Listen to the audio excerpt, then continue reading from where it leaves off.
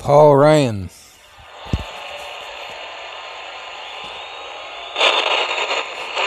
And above all, I want to thank the men and women who are here from law enforcement for your service.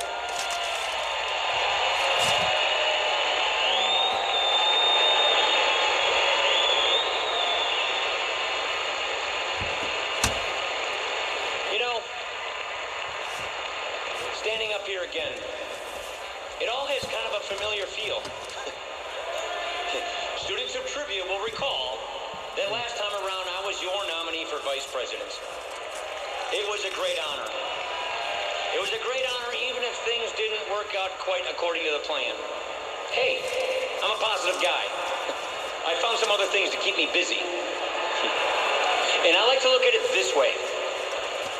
The next time that there's a State of the Union address, I don't know where Joe Biden or Barack Obama are going to be, but you'll find me right there on the rostrum with Vice President Mike Pence and President Donald Trump.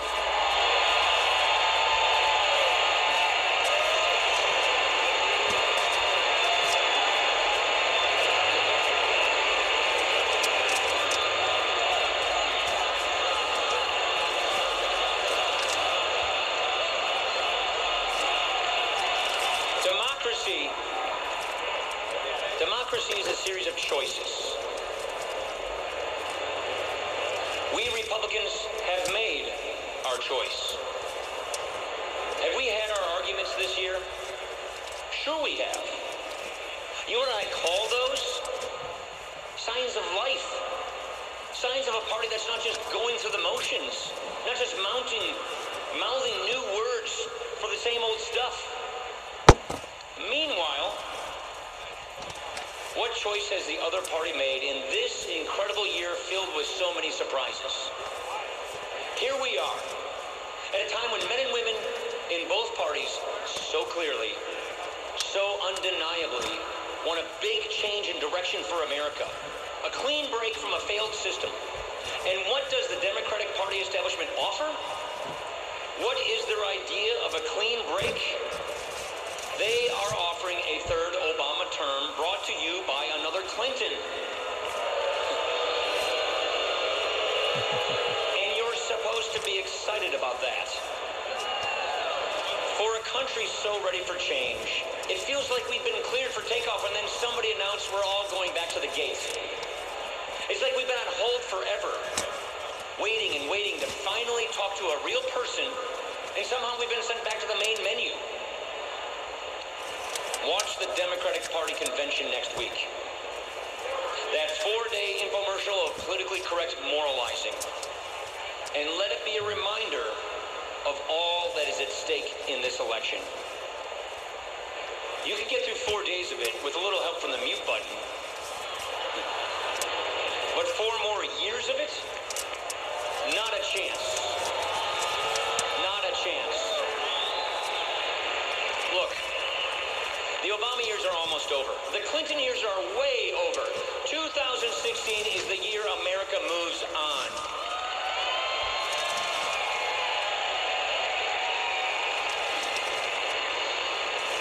From now to November, we will hear how many different ways progressive elitists can find to talk down to the rest of America.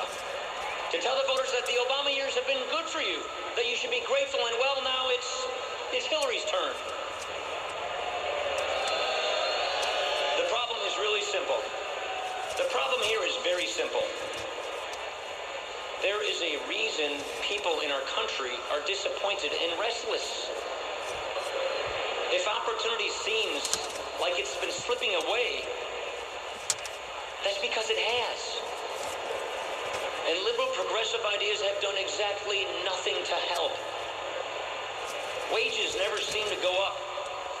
The whole economy feels stuck. And millions of Americans, middle-class security is now just a memory. Progressives like to talk, like our president, like to talk forever about poverty in America. And if high-sounding talk did any good, we'd have overcome those deep problems long ago. This explains why, under the most liberal president we have had so far, Poverty in America is worse, especially for our fellow citizens who were promised better and who need it most. The result is a record of discarded promises, empty gestures, phony strawman arguments, reforms put off forever, shady power plays like the one that gave us Obamacare, constitutional limits brushed off as nothing, and all the while, dangers in the world downplayed, even as the threats go bolder and come closer. It's the last chapter of an old story. Progressives deliver everything except progress.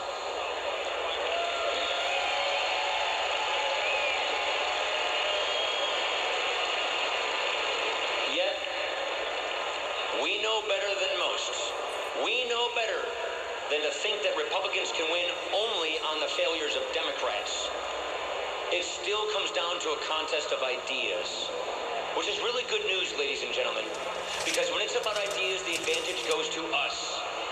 Against the dreary backdrop of arrogant bureaucracies, pointless mandates, reckless borrowing, willful retreat from the world, and all that progressives have in store for us, the Republican Party stands as the great enduring alternative party. We believe in making government, as Ronald Reagan said, not the distributor of gifts and privilege, but once again the protector of our liberties.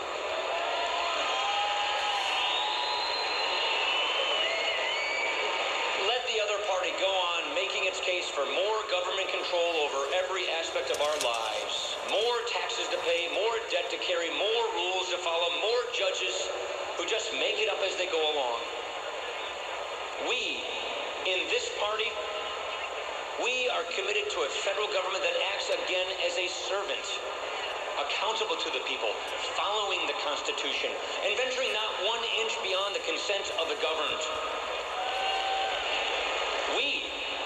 We in this party offer a better way for our country, based on fundamentals that go back to the founding generation. We believe in a free society, where aspiration and effort can make the difference in every life, where your starting point is not your destiny, and where your first chance is not your only chance. We offer a better way for America with ideas that actually work. A reformed tax code that rewards free enterprise instead of just enterprising lobbyists. A reformed healthcare system that operates by free choice instead of by force and doesn't leave you answering to cold, clueless bureaucrats.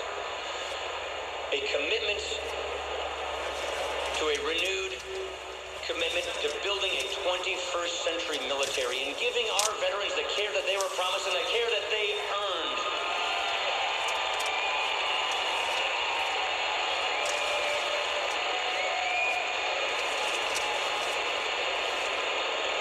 And we offer a better way for dealing with persistent poverty in this country. A way that shows poor Americans the world beyond liberal warehousing and check writing, into the life everyone can find with opportunity and independence.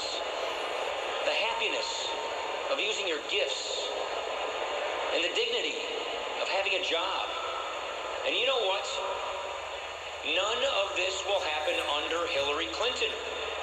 Only with Donald Trump and Mike Pence do we have a chance at a better way.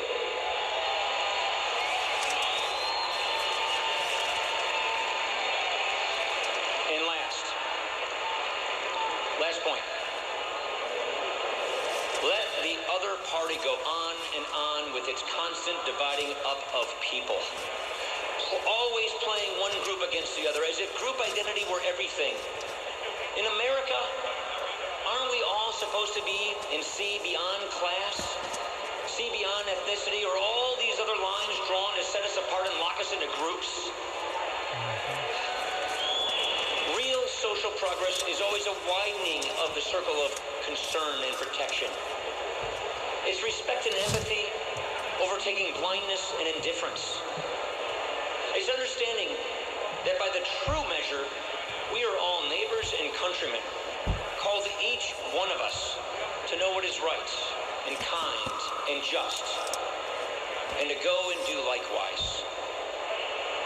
Everyone equal. Everyone has a place. No one is written off, because there is worth and goodness in every life. Straight from the Declaration of Independence, that is the Republican ideal. And if we won't defend it, who will?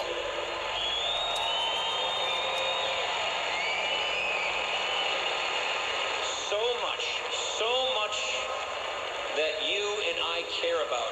So many things that we stand for in the balance in this coming election. Whatever we lack going into this campaign, we should not lack for motivation. In the plainest terms I know, it is all on the line. So let's act that way. Let's act that way. Let's use the edge we have, because it is still what earns the trust and the votes. This year of surprises and dramatic turns can end in the finest possible way, when America elects a conservative governing majority. We can do this. We can earn that mandate if we don't hold anything back, if we never lose sight of the stakes, if we never lose sight of what's on the table. Our candidates will be giving their all. They'll be giving their utmost, and every one of us has got to go and do the same. So what do you say? What do you say? What do you say that we unify this party? What do you say that we unify this party at this crucial moment when unity is